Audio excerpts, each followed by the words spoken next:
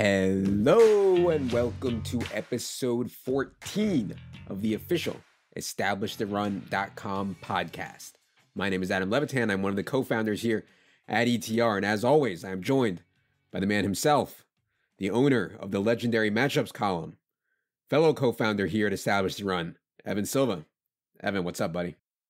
What's up, man? It was a wild weekend of cuts, trades, and, we keeping everything up to date on the website, the top 150.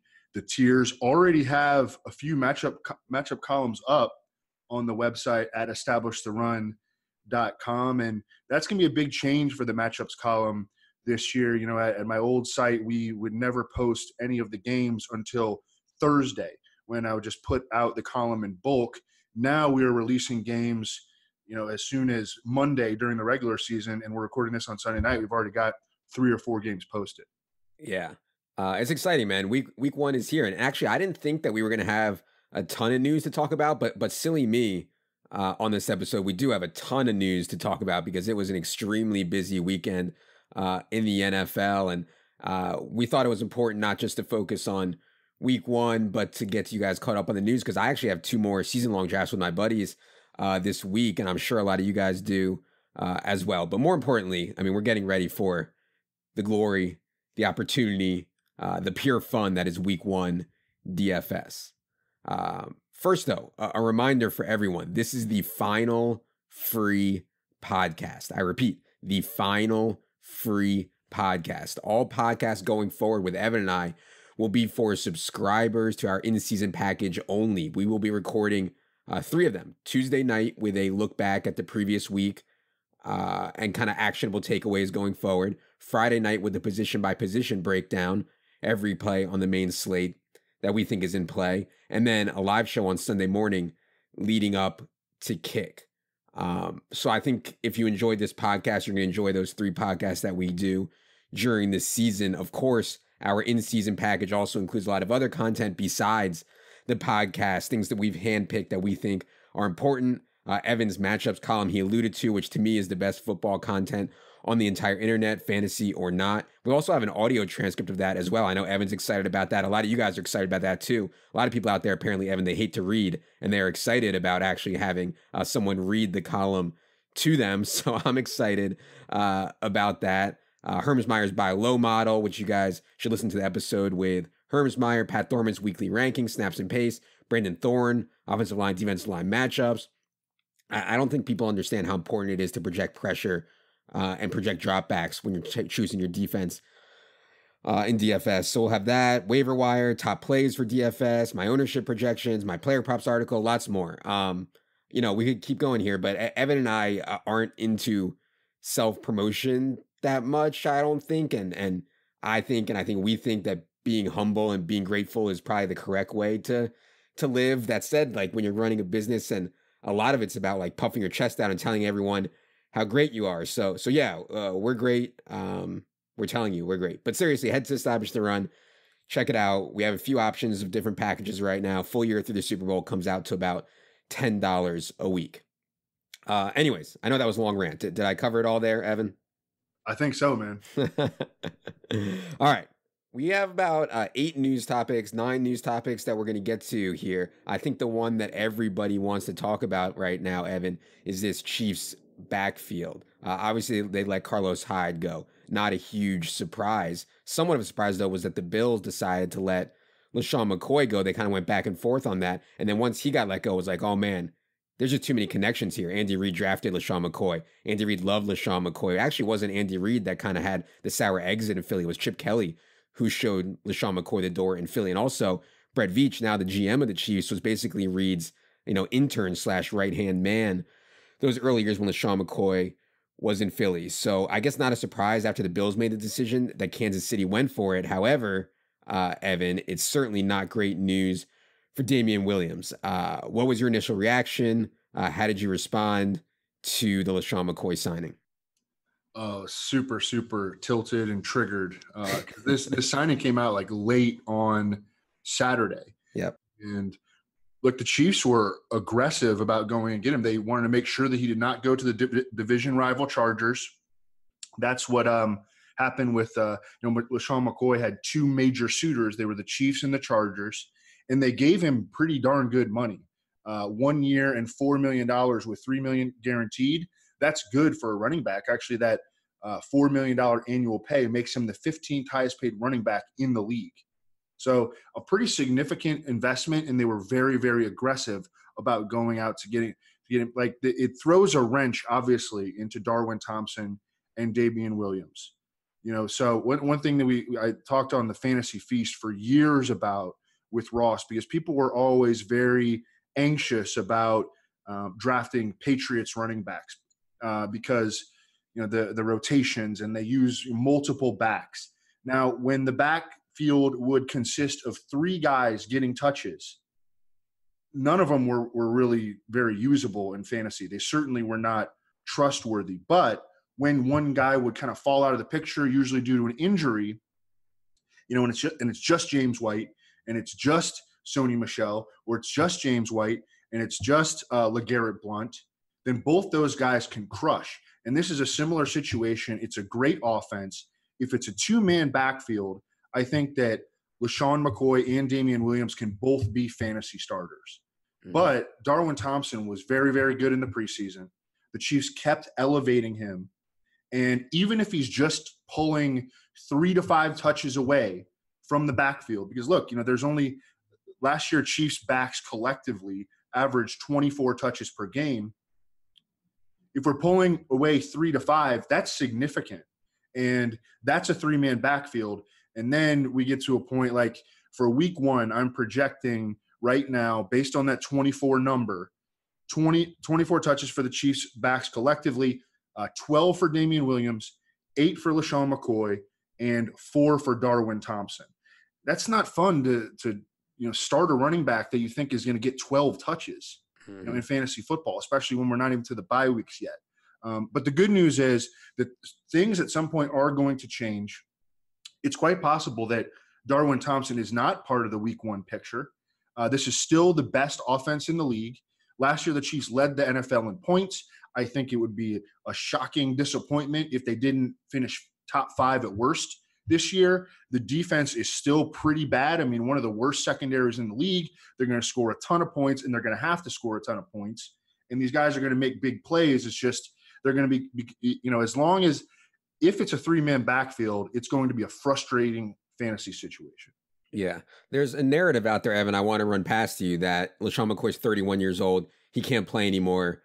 This is not that big of a blow to Damian Williams because, well, LaShawn McCoy sucks. And a lot of the advanced metrics will say, yeah, LaShawn McCoy was absolutely atrocious last year. He fell off a cliff. I think that the situation in Buffalo last year was so bad. And I know that a lot of these advanced stats on LaShawn McCoy are situation independent, but it was just not the right spot for LaShawn McCoy. And I would also note that with Josh Allen, this is from Scott Barrett, a friend of the show, Scott Barrett, with Josh Allen, LaShawn McCoy, 8.9 fantasy points per game. Without Josh Allen, games without Josh Allen, LaShawn McCoy, 15.7. Josh Allen is not a fantasy-friendly quarterback on dump-offs, on getting players into space in the short area. He is a push the ball down the field, scramble around, hold the ball, try to make big plays kind of quarterback. And they also had an absolutely awful offensive line. I think they replaced 4 starters on the offensive line for this year upcoming. So I don't know, Evan, do you think LaShawn McCoy has anything in the tank? And more importantly, do you think it matters? Because really all that matters for number of touches is, does Andy Reid think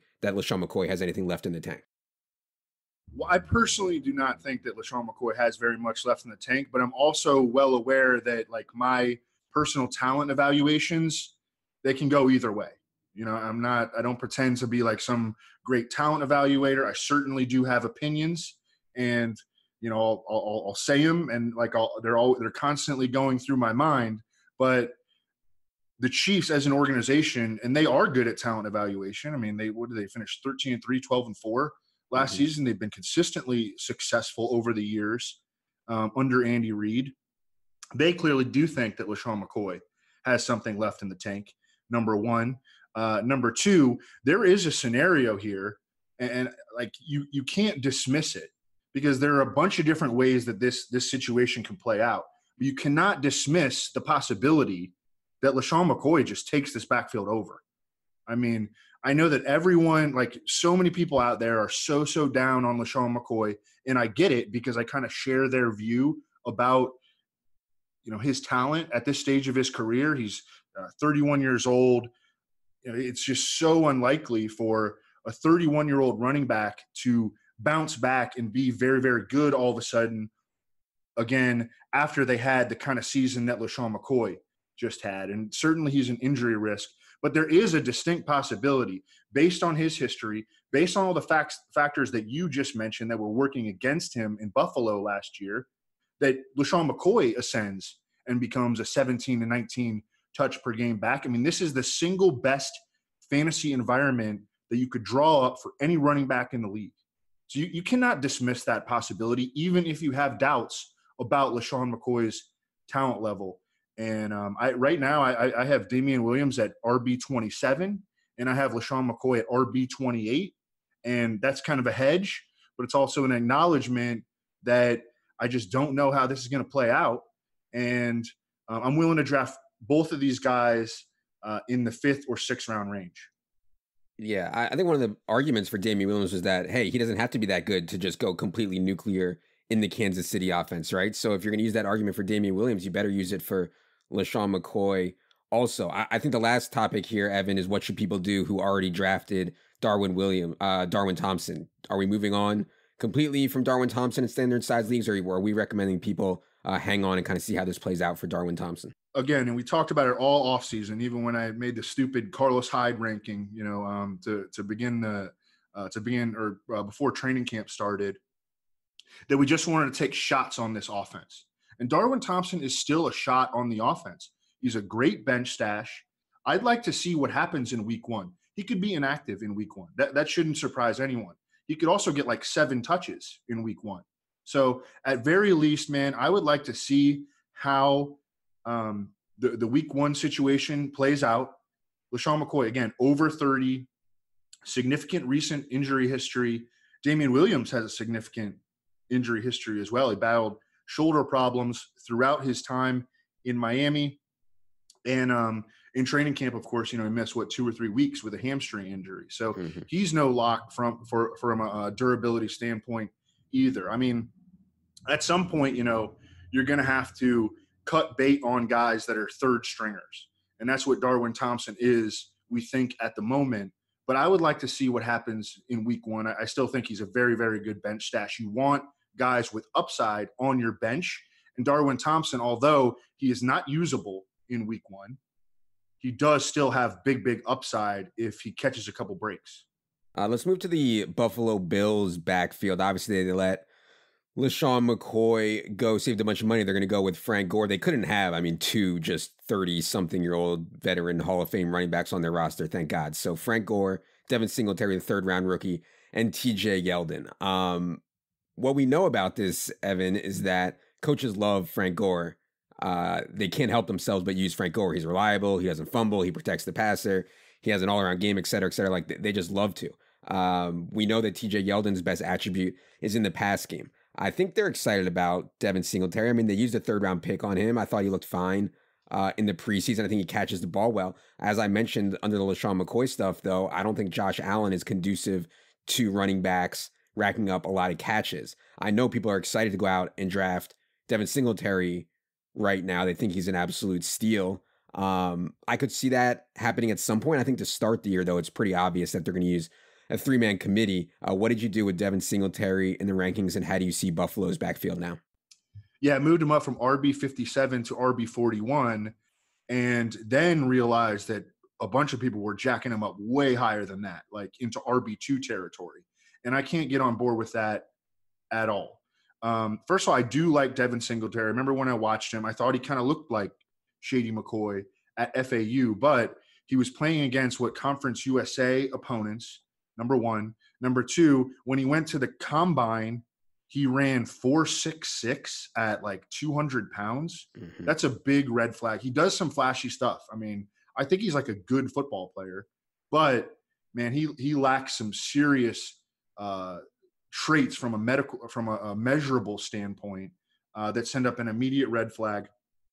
He didn't catch very many passes in college. And then he's entering a situation where, for all the reasons that you lined up there, he has a very, very low ceiling in terms of how many passes he might catch in Buffalo. Frank Gore is absolutely going to be involved.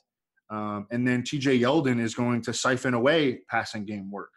Mike Clay projected Devin Singletary for 13.7 touches per game this year. I think that that's even kind of maybe aggressive for week one. I don't think there's any guarantee that he gets more touches than Frank Gore.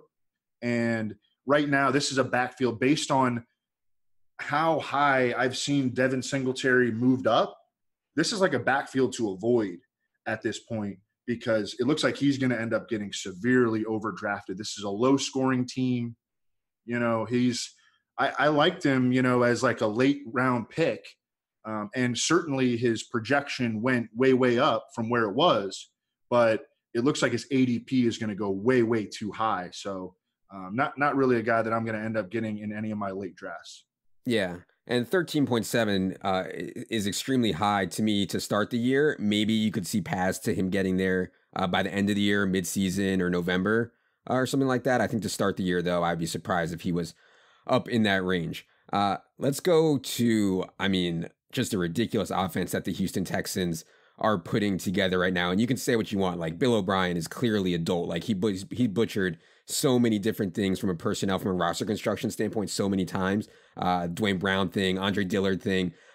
He just got desperate and got fleeced, right? And like, anytime you're in any kind of negotiation, like, desperation is always going to be a bad thing. Like, you just get taken advantage of. That said, Evan, from a real life perspective, obviously Houston bungled this whole thing. From a fantasy perspective, we're talking about Deshaun Watson, Duke Johnson, DeAndre Hopkins, Will Fuller, Kenny Stills, Kiki Kute. They add Laramie Tunsil, who I assume they're going to get signed and pay some exorbitant amount of money for. They still are going to have a terrible defense. You ranked Deshaun Watson as your QB1. His weaponry and situation is just absolutely out of control. What was your reaction to what Houston did? At least for fantasy, we can kill Bob. If you want to kill Bob, go ahead, but whatever. No, it's just, separating real life football analysis from fantasy football analysis. Yeah. And Deshaun Watson is set up to crush this season. Yeah. We opened the draft kit on July 15th, and he's been the quarterback one in there in the same tier with Patrick Mahomes, of course, but the quarterback one in there the entire time. One of those big reasons is because he averages over 40 rushing yards per game. Patrick Mahomes is awesome, and he's probably going to throw more touchdown passes than Deshaun Watson. But Deshaun Watson has a big, big leg up as a rusher on Patrick Mahomes. Now has a left tackle. The offensive line still isn't going to be very good. They only have two good offensive linemen in Laramie Tunsil and Nick Martin. The rest of the offensive line is just a bunch of journeyman trash. And then their defense got worse. I think their defense might be legitimately awful this year. They really only have a couple of good players on defense. They lost Kareem Jackson, who was their best cornerback last year. They lost the Honey Badger, Tyrann Mathieu. They traded Jadeveon Clowney for a third-round pick and a couple of backup linebackers.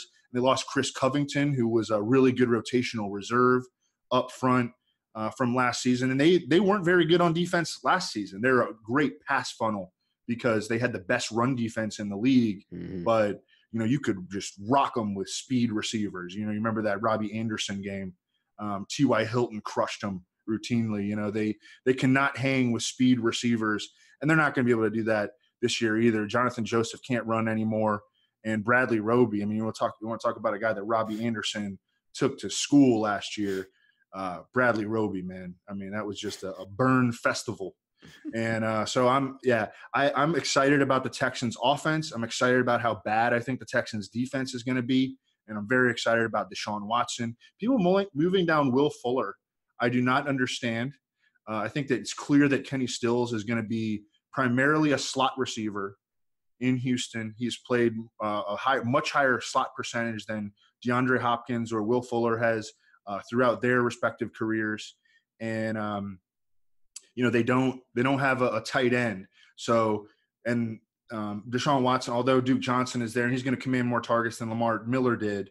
And I think that Duke Johnson is still in a very good position, even after they added Carlos Hyde, who we should probably talk about right after this. But I mean, I think that Will Fuller is like really secure still and locked in, and Kiki QT actually takes the biggest hit from the Kenny Stills addition. Yeah, I think the Texans were just like, hey, Kiki Kute can't stay healthy. I mean, they love him, but dude can't get on the field. So they got some insurance there. Yeah, Now and they, Will Fuller has also battled injuries. yeah, So Kenny Stills was just like, a solid throw in that trade. yeah, and I'm someone who was pretty high on Kiki Kute. This obviously isn't the best news, but I think it'll shake out. And like you said, I think having four guys is just a depth thing for them to ensure themselves against injury. When all four are healthy, though, it's certainly not great for Kute. Yeah, you mentioned Carlos Hyde. I mean, out of all the veteran running backs who the Texans could have added this weekend, I think Carlos Hyde is one of the best case scenarios. He's now on his fifth team in the last 20 months. I mean, he couldn't beat out like Darrell Williams on the Chiefs, and Carlos Hyde is not going to play in the pass game. So yeah, I think you can project Carlos Hyde for, between the tackles to get maybe 120 carries or something this year. But Duke Johnson, with how much this team's going to be trailing, and you've talked a lot about how hard Houston's schedule is this year and how many shootouts they're going to get into, it's just so much better for Duke Johnson. So I don't know if you move Duke Johnson down at all. I don't think I would have moved Duke Johnson down at all in the rankings after Carlos Hyde signed. No, I didn't move him down at all. Didn't even put Carlos Hyde in the top 150. Want no part of Carlos Hyde. This is like a terrible landing spot for Carlos Hyde's skill set. What you would really want is Carlos Hyde going to a team like the Chiefs, who's going to like play from ahead. He'd have a shot at goal line carries and, maybe clock killing carries. That's not these Texans. They have their offensive line is still bad. It's much better in pass protection with Laremy Tunsil, but it's not like they're going to be able to impose their will with, running between the tackles. Like that. That's not going to happen. He's a miserable pass catcher, and even in the 1 year with the 49ers where he caught a lot of passes just based on opportunity, he was highly inefficient with his targets. As you mentioned, I mean, so many teams have just given up on him over the last 4 years. And, I think it's very, very fair to question, does he have almost anything left? And I think he offers the Texans so little. And Duke Johnson's going to end up playing like 70% of the snaps this year. Mm-hmm. Yeah, love Duke. Okay, let's go to Miami, where I think, a lot of people are saying, hey, just scratch the Redskins off your fantasy board, scratch the Dolphins off your fantasy board. It's going to be a complete headache all year long. They're not going to score hardly any points. And maybe they're right, but I at least want to talk about it. They've gone full tank, have the Miami Dolphins. And you'd love to see it. I mean, obviously, I named my second son Sam after Sam Hinkie. I've been to multiple draft lottery parties and process meetings for the Sixers. All of my t-shirts are either Sashi Brown or Sam Hinkie t-shirts. I respect the hell out of the process. The thing is, it's tough, man. Like when Tony Roten's out there taking 30 shots a game, it's tough, right? And maybe there's guys like Tony Roten was a good fantasy player for a little while. Maybe someone like Preston Williams can be a good fantasy player. I mean, they're down to like Allen Hurns, Devontae Parker, Albert Wilson, Preston Williams, a wide receiver. We know Drake and Balaj are going to be there, but now no Tunsil, and now like the morale has to be so low on the full tank. What's your reaction to what the Dolphins are doing? So to put it in perspective, Brandon Thorne had the Dolphins as the worst offensive line in the league before they traded Laremy Tunsil. So this is a team that is going to get clocked in time of possession. When they are on the field, they're going to struggle to not go 3 and out.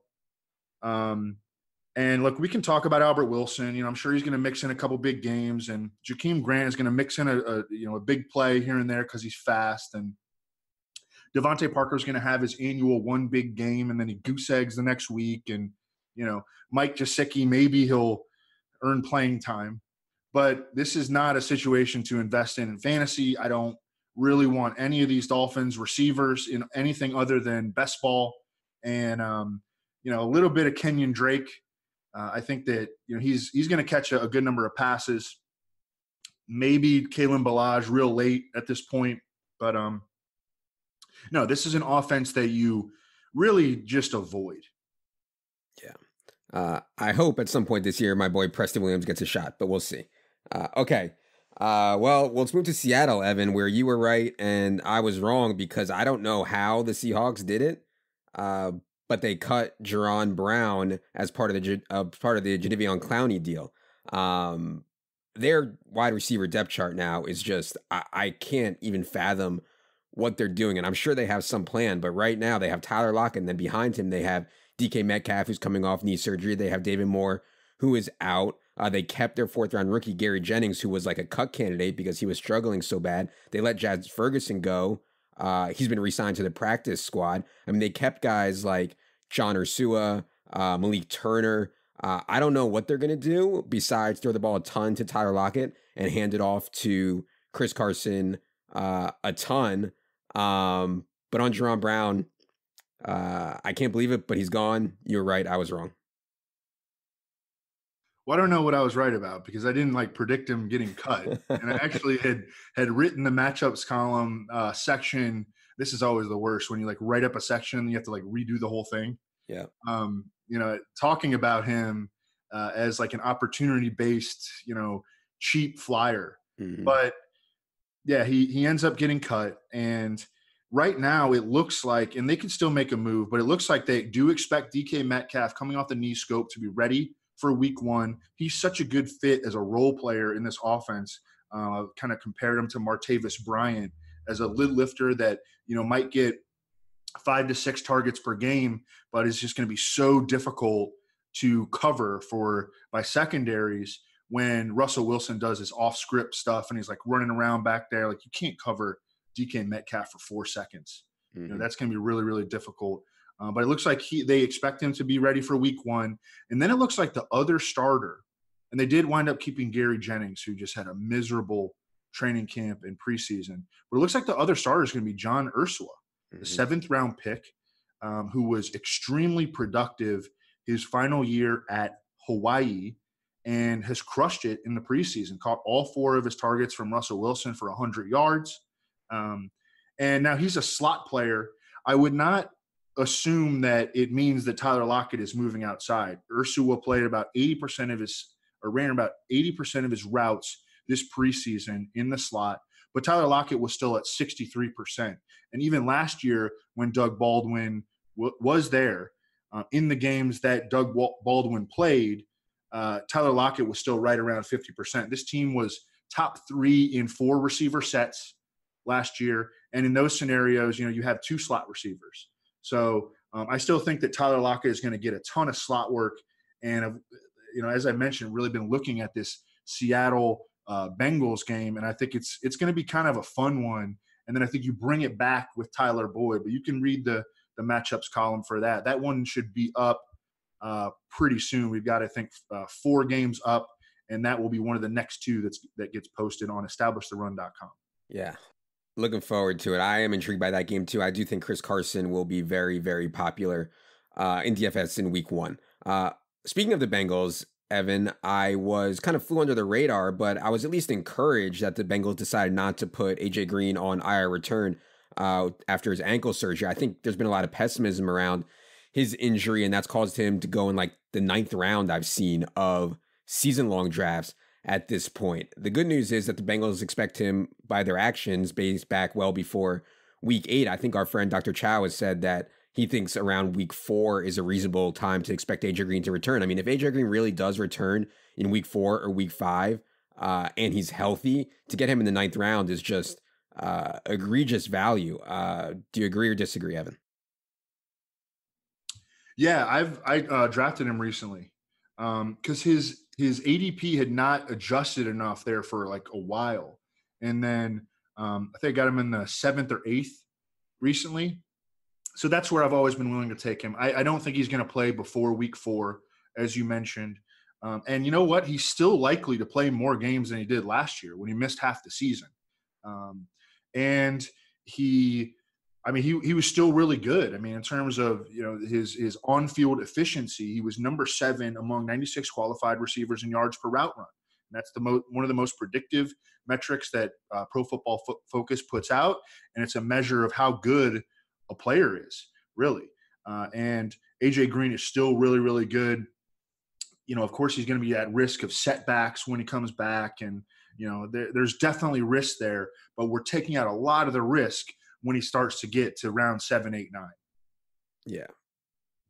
Okay, let's talk about quickly this Nick Chubb Browns thing. And the only reason I wanted to bring this up is because I was a little bit excited about Dontrell Hilliard, and maybe a little bit too excited, because now it looks like D'Ernest Johnson may be the direct backup to Nick Chubb. D'Ernest Johnson, if you follow the AAF, you remember him. If you played preseason, you know D'Ernest Johnson. And also news in the Browns backfield is Kareem Hunt, while he's suspended, is having sports hernia surgery. And yeah, he should be perfectly fine to come back. Sports hernia surgery is only 4 to 6 weeks rehab.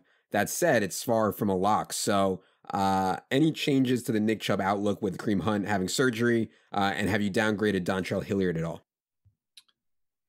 Yeah, pulled Dontrell Hilliard out of the top 150 and moved Nick Chubb ahead of Le'Veon Bell. So he's one of the prime targets at the end of the first round, like at the 1-2 turn. Nick Chubb, great target there. You do still have the issues that, although he could be unlocked as a receiver to some extent, he still doesn't have that track record in college or in his rookie season. So that's not necessarily a lock. And then you have some concerns on the offensive line, which the Browns cut their starting left tackle today, Greg Robinson, who stinks, and apparently they're just going to bring him back. But that's still like, no one just cuts their starting left tackle. Like, what are you doing? It was just a really strange move.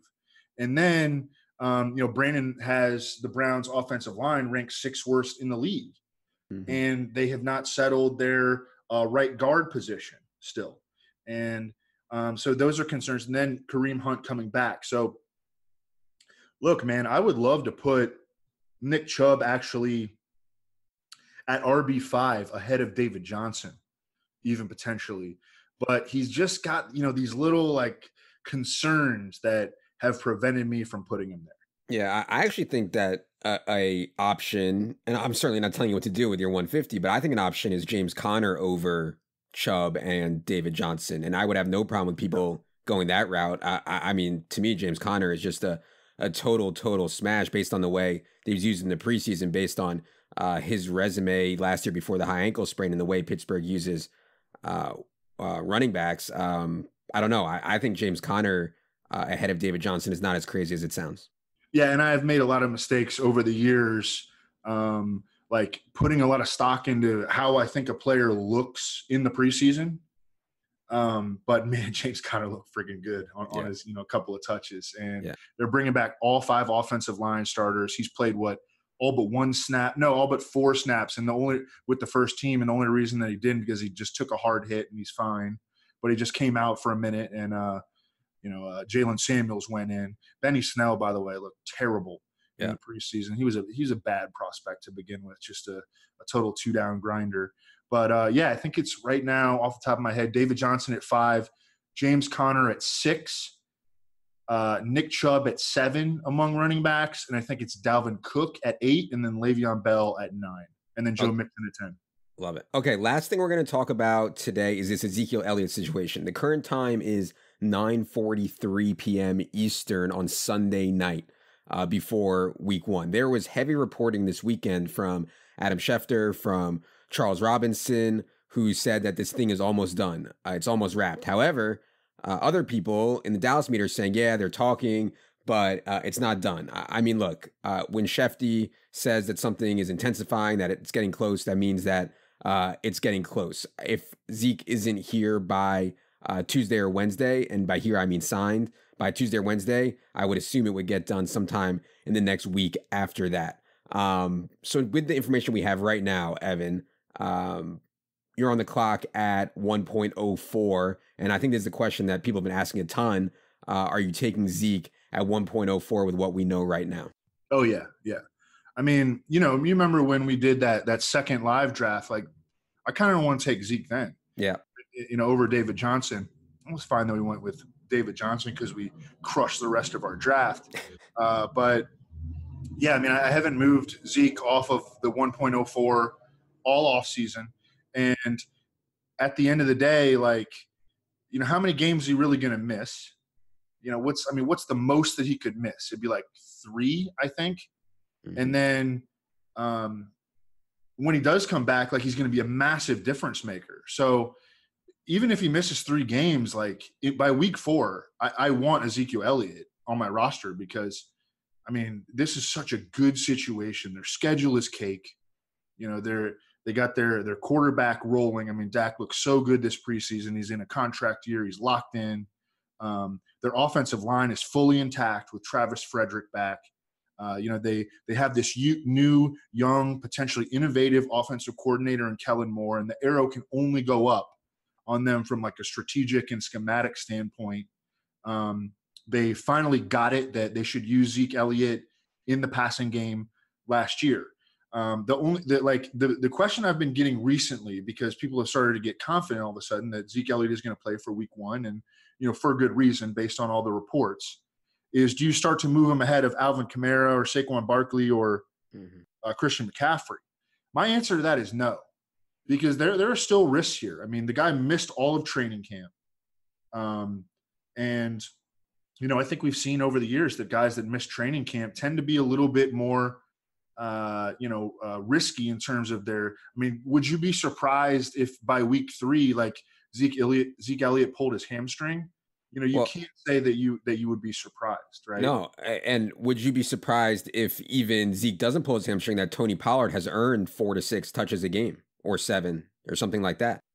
Yeah, and that's, you know, all that. Although that sounds like nothing, and that doesn't make Tony Pollard a guy that you can use in fantasy. It's taking Ezekiel Elliott from potentially, you know, 27 touches per game to 20, or, you know, 25 touches per game to 18. And that's a really big deal.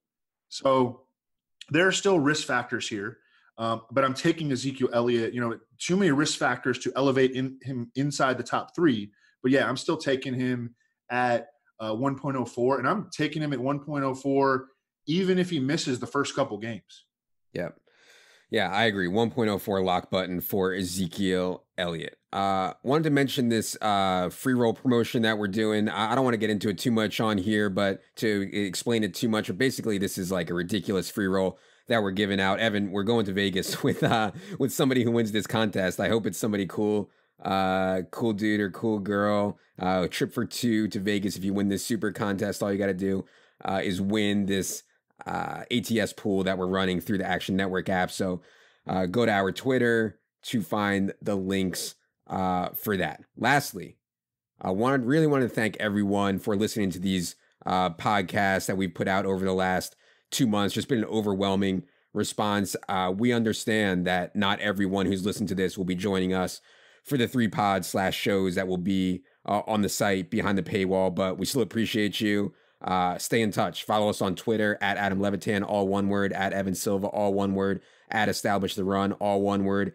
Get on our mailing list. We'll have some free stuff, some promos, some other stuff on there. And yeah, just thank you guys and hope to see you on the site. So for Evan, for Jerry, for producer Luke, I am Adam. Good luck, everybody.